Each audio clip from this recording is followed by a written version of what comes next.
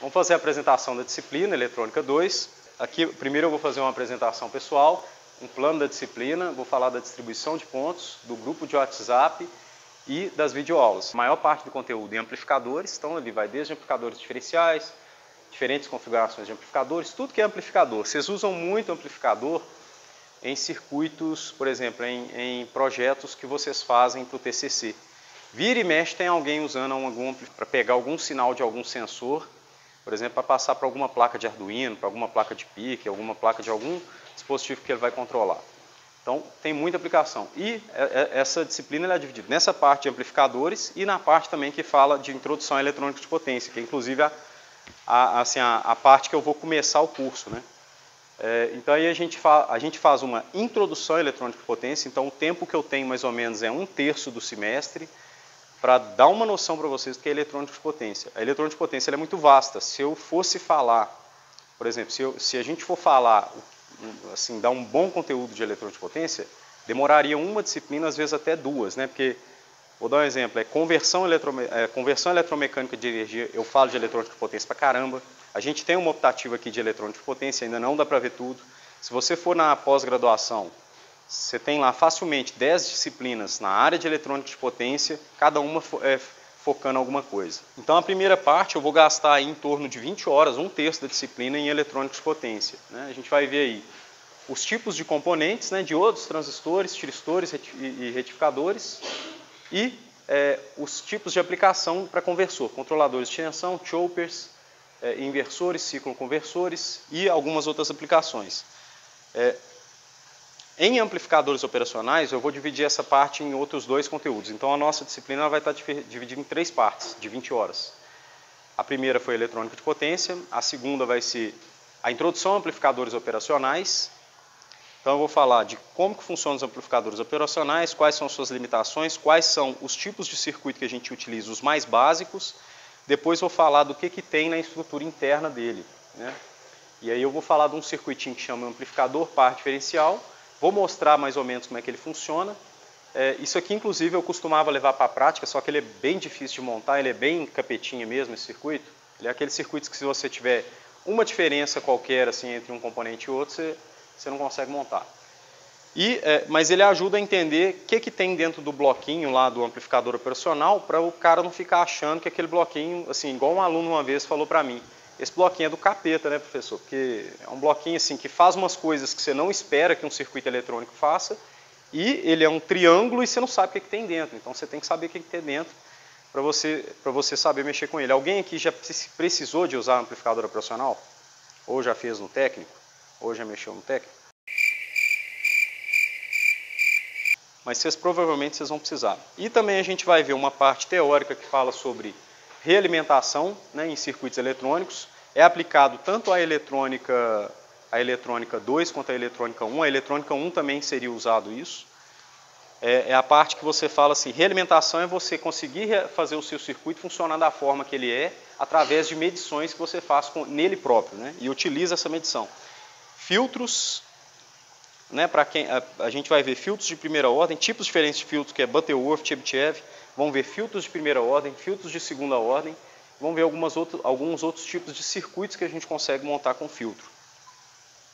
E geradores de sinais e circuitos formadores de ondas, que é você fazer osciladores, por exemplo, na placa, para quem mexe com o microcontrolador, vai notar que tem um cristal lá que ele tem uma função, ele gera uma senoidal lá no nível de megahertz, por exemplo, pode ser 10, 20 megahertz, para fazer com que o seu clock do seu dispositivo funcione a uma velocidade muito rápida. Ele pode ter um clock interno, só que esse clock interno não vai ser tão rápido quanto se você usar um cristal oscilador. E outros circuitos também utilizando o próprio amplificador operacional.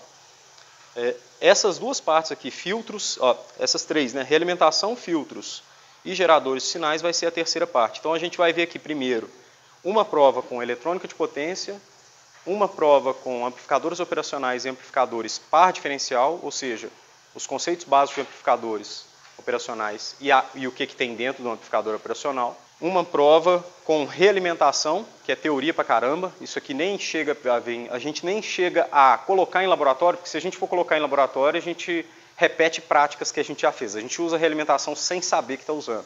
e filtros e geradores de sinais e circuitos formadores de onda. Então, essas últimas 3 aqui vão ser a última prova. A bibliografia que eu vou usar vai ser, assim, predominantemente Cedra. Para amplificadores operacionais, ou seja, para a segunda parte para frente, os dois últimos textos da disciplina vai ser Cedra. A parte de introdução eletrônica de potência, eu vou usar uma bibliografia tão vasta que, na verdade, eu vou usar aqui o livro do Hart. Só que eu trago figuras de outros livros, aulas de outros professores que eu já tive, aulas que se você pegar e mostrar para o aluno uma vez, a aula tão bem preparada que você fala assim, nossa, isso aqui está melhor do que o livro. Então, o cara às vezes faz uma figura que te explica aquilo ali melhor do que um livro, né? E eu vou usar alguns outros materiais que não tem tanta disposição. Posso até disponibilizar para vocês. Só que não é necessariamente aquela só dentro ali do Hart, ali do livro que a gente tem de eletrônica de potência dentro da biblioteca, né? Aqui a bibliografia complementar, né? Basicamente assim, se você utilizar o Cedra, você já está bem. Porque o que for de eletrônica de potência eu vou disponibilizar bem transparente aqui nas aulas. Inclusive, eu vou falar mais tarde, né, sobre as videoaulas, vocês vão entender o porquê que é melhor às vezes você acompanhar a aula do que você acompanhar a própria bibliografia. A gente vai ter uma primeira prova valendo 3 provas valendo 30 pontos, né? Uma primeira prova de introdução à eletrônica de potência, uma segunda prova. Tá filmando aí ainda, tá, né? Uma segunda prova de amplificadores operacionais e amplificador par diferencial, terceira prova, relimitação, filtros, geradores de forma de onda e simulações e lista de exercício, eu vou deixar 10 pontos aí, free taxi, né? Aquele ponto que eu nem vou ficar olhando muito se você fez ou não. Eu peço para vocês fazerem simulação, eu peço para vocês fazerem lista de exercício, mas é 10 pontos praticamente de graça, então vocês têm 10 pontos de graça aí. Por que isso? Porque a simulação, por exemplo, eu faço ela às vezes numa videoaula, às vezes eu nem vou fazer ela dentro de sala de aula, às vezes eu faço ela numa videoaula, e vocês fazem e mandam para o meu e-mail, né? Só os resultados. Ano passado eu fiz todas as minhas simulações com videoaulas. Então eu fiz as videoaulas das simulações e deixei à disposição para os alunos. Eu não vi ninguém me perguntando dúvida. Todo mundo conseguiu fazer. É claro que pode ter tido um ou outro que copiou, mas assim, você pegar uma turma, e isso tanto do técnico quanto da graduação, então assim, faz uma diferença, porque se eu for fazer a simulação aqui na hora, lá para metade da aula, alguns perdem o passo ali, não sabe, fala assim, onde que ele... Ah, não, esquece, deixa, eu já perdi onde que ele está ali, já tipo, tá uns 3 componentes a mais ali que ele colocou, não vou saber o que ele fez, ele entrou muito rápido ali naquele menu, mexeu, não sei o que ele fez, na videoaula você pode voltar aí e ver a hora que você quiser, então não tem esse perigo, né? Então, lista de exercícios e simulações. Eu vou dar uns pontos extra também em simulações. Tipo assim, se eu der uma simulação e der um ponto extra, assim, é esse ponto que vai estar free taxi mesmo. Você vai poder utilizar na prova, caso você faça uma prova e não seja muito feliz nela, né? Eu peço para vocês também criarem um grupo de WhatsApp. Eu sei que vocês vão criar um grupo seus, né? Assim, um grupo que vocês vão falar entre vocês, eu já estou acostumado, mas eu preciso que vocês criem um grupo para falar comigo. Então vocês vão criar um grupo, vão colocar meu número, eu não sei se eu deixei meu número aí, deixei. Está ali meu número, vocês vão criar um grupo. Então um grupo de WhatsApp ele vai ser para comunicados diversos, né? Se eu falar, por exemplo, se eu passar mal e não conseguir chegar aqui a tempo, ou se eu chegar atrasado, ou então se eu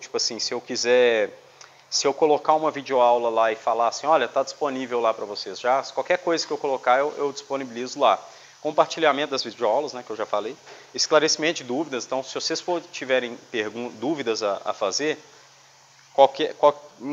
quaisquer dúvidas. Claro que você não vai tirar uma dúvida de aula, que você vai ficar sem graça de ficar perguntando coisa de exercício em sala de aula, em grupo de WhatsApp.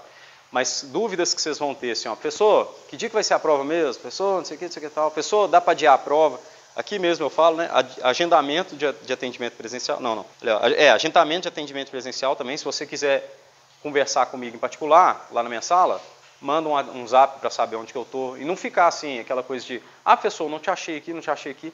A gente não vive aqui 24 horas, né?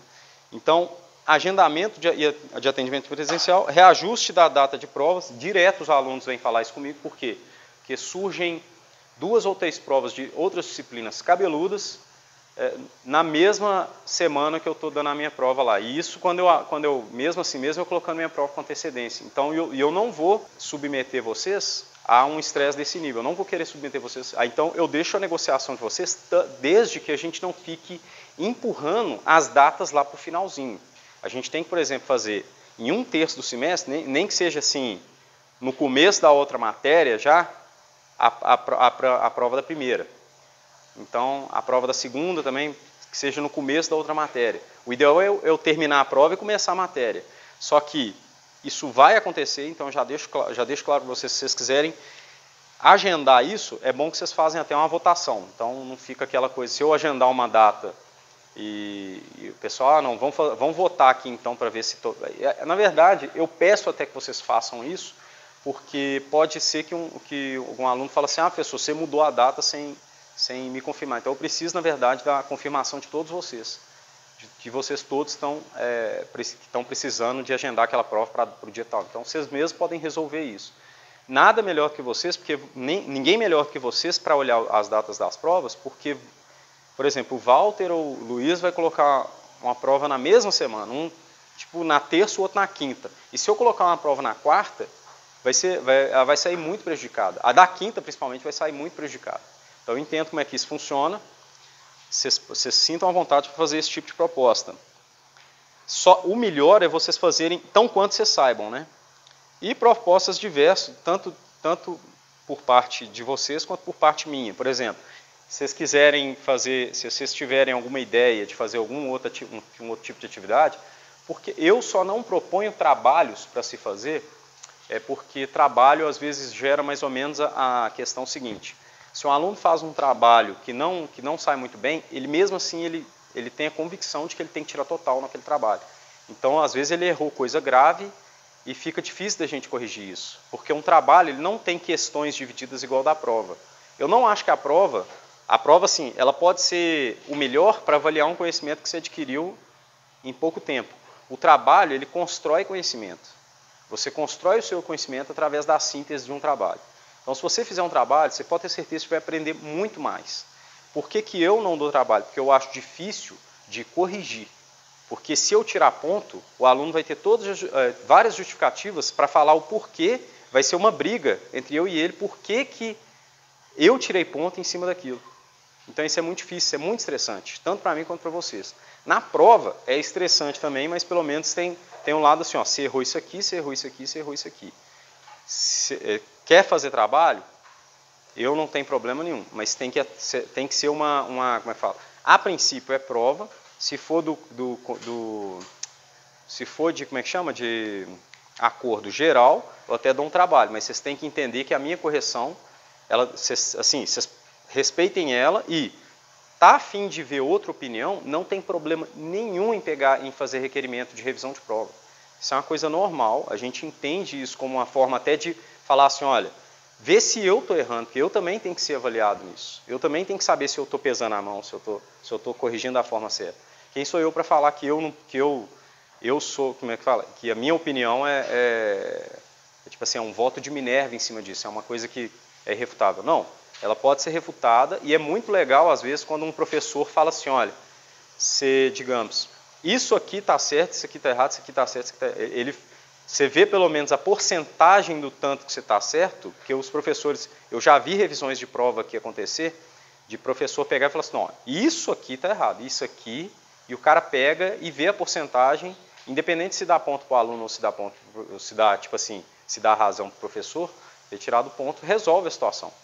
Então, acho que isso é normal, ninguém fica magoado por causa disso, é coisa que a gente nós mesmos aprendemos, eu mesmo já fiz avaliação. Eu nunca tive um requerimento de prova que foi passado para, como é que fala?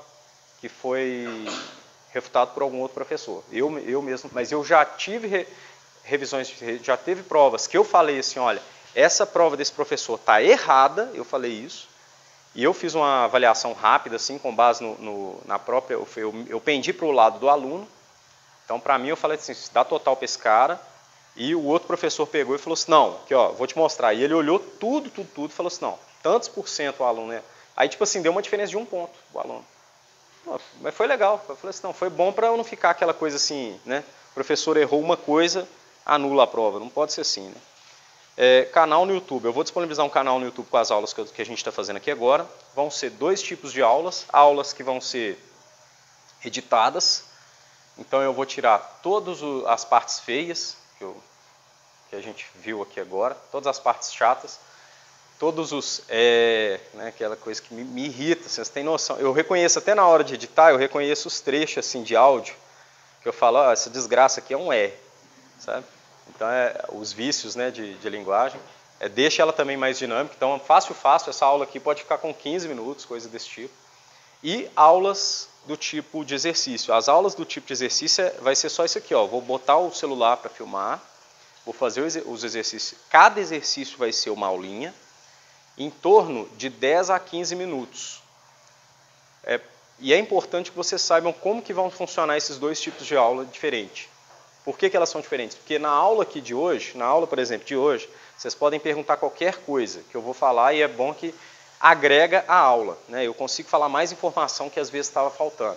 Na aula do dia de exercício, eu vou estar focado no exercício. E tem aluno que faz pergunta genial, que até arrepia a gente na hora de responder, que você fala, putz, cara, esse cara enxergou isso.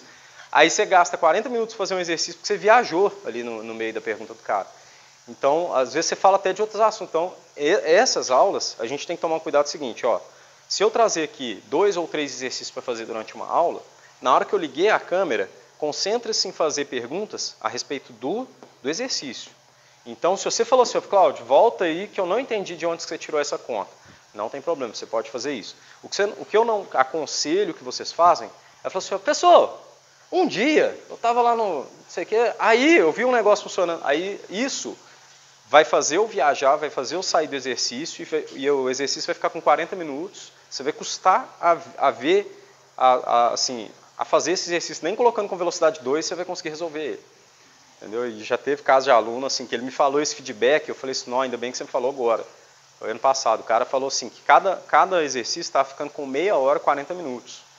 Que às vezes eu falava tanta coisa, tentava dar tanta informação para os caras, e o cara falava assim, cara, assim, eu tinha que olhar a hora que você pegava no pincel para eu saber que era a hora do exercício, sabe? Então, assim, ele tinha que ir passando o vídeo assim, e aquilo ali foi muito estressante. As videoaulas também, elas têm uma aplicação muito louca, assim, ó, mais ou menos o seguinte, as videoaulas, elas punem os alunos que prestam atenção na aula, isso é muito importante eu avisar para vocês, elas punem os alunos que prestam atenção na aula e elas recompensam os alunos que não prestam atenção na aula, que deixam para a última hora. Isso é uma coisa que eu notei. Por quê? Porque alunos que prestaram muita atenção na aula, fizeram exercício comigo, fazia a conta comigo, me corrigia. Eu fazendo um exercício, o cara me corrigia. Alunos desse tipo tiraram nota baixa, enquanto alguns alunos que pegavam só a videoaula tiravam nota boa, não é alta não, mas assim, pelo menos a média, assistindo só a videoaula. Era um estresse, eu imagino que o cara, eu via lá porque eu falava assim, o cara, 40 visualizações de ontem para cá, né, tipo assim, então, aí o cara fala que foi ele, né, então assim, 2 ou 3 faziam isso, o cara dormia a todas as aulas, né, 7 horas da manhã, então o cara dormia todas as aulas, aí chegava no dia da prova, o cara tirava uma nota dele, mais ou menos. E alunos que prestavam atenção e vinham religiosamente no horário, chegavam antes de mim, prestava atenção na aula, fazia os exercícios com o caderno aberto, ele pelo menos estava com o caderno aberto, né? E fingindo que estava escrevendo pelo menos. E não tirava nota boa. E teve aluno, inclusive, que tirou nota muito baixa, eu fiquei espantado. Falei assim, uai. E eu achava estranho. Bom, pessoal, dúvidas e sugestões, por favor, comentem. Se vocês tiverem alguma dúvida agora, de antemão, eu quero que nessa aula vocês, lembrando, criem um grupo de WhatsApp, me manda, né, o grupo, né, me coloca lá como administrador também. E dúvidas eu estou à disposição. Alguma dúvida? Não?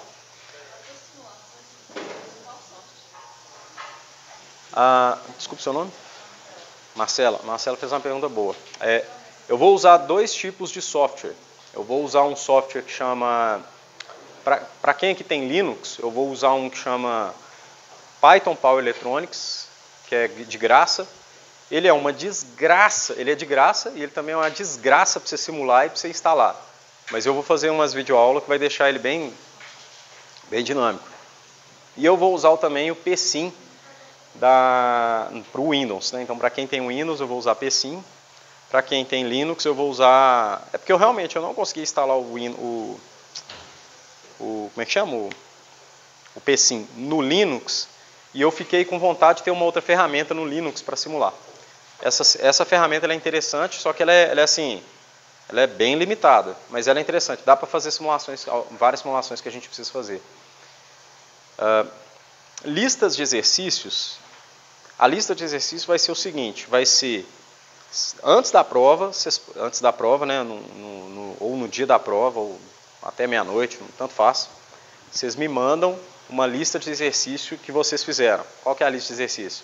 Pode ser escaneado mesmo do seu caderno, os exercícios que você fez em sala de aula, que são os exercícios da própria videoaula. Que eu vou filmar também, os exercícios que vai ser tanto da... Nenhum exercício que eu fizer aqui eu vou deixar de filmar. A prova vai ser baseada nos exercícios da videoaula, a prova vai ser baseada nos exercícios que a gente vai fazer aqui. Nos exercícios, né? A gente fala assim. A prova vai ser baseada nos exercícios. Que mais? Não vai ser uma prova... eu não costumo dar prova, como é que fala? Difícil, mas eu tenho uma maldição que é a seguinte. Quanto mais eu tento facilitar uma prova, parece que mais ela fica... Não sei, isso é impressão minha, tá, pessoal? Impressão minha. A Cassiane já fez disciplina comigo, ela sabe, né, Cassiane? Quanto mais eu tento facilitar, mais fica difícil a disciplina, não fica? Será que eu tento dificultar, então? Então, assim, a impressão que dá é essa. Às vezes eu pego um exercício que eu dei dentro de sala, e isso é difícil para argumentar, porque... Então tá, pessoal, novamente, meu nome é Cláudio Santos, é diferente do Cláudio Lopes, então se vocês forem mandar e-mail eu não coloquei, né? Apesar de que ninguém manda e-mail mais, ainda mais com um grupo de WhatsApp, é o Cláudio hgsantos@gmail.com. Tem também o institucional, que é ótimo para eu falar que eu não recebi, né? Tá. Esse aqui prefiram esse, né? Se tiver alguma dúvida, se for para mandar os trabalhos, se for para mandar simulações, prefiram esse. O que mais? Deixa eu ver. Então tá bom, pessoal, só isso? Mais alguma dúvida? Não? Então tá, vocês estão dispensados. Próxima quinta-feira a gente tem aula, né? 7 horas da manhã.